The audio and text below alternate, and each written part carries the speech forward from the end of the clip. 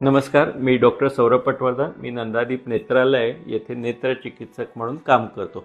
आजकाल बरेच लोक किंवा रुग्ण माझ्याकडे येत असतात. त्यांना चष्म्याचा नंबर घालवायचा असतो आणि आजकाल चष्म्याचा नंबर घालवण्यासाठी वेगवेगळ्या प्रकारचे लेझर्स आणि शस्त्रक्रिया उपलब्ध आहेत आणि त्यामुळे काही वेळा कन्फ्युजन होण्याची शक्यता असते की मी नेमकं कुठल्या प्रकारचं लेझर किंवा शस्त्रक्रिया करून घेऊ. तर याच्यात एक सगळ्यात महत्त्वाची गोष्ट अशी आहे की जरी ह्याच्या 4-5 प्रकारच्या शस्त्रक्रिया उपलब्ध असतील, याची मी नावं सांगतो थोडक्यात.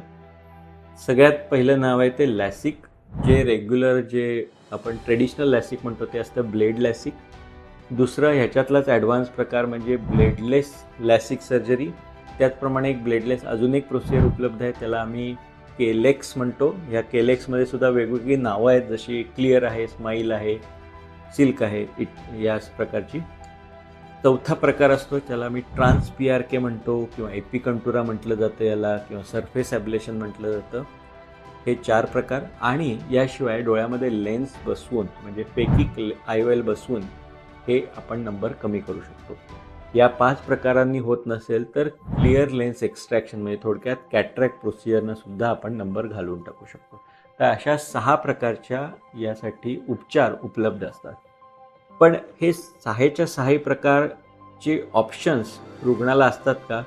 तर याचं उत्तर नाही असं आहे.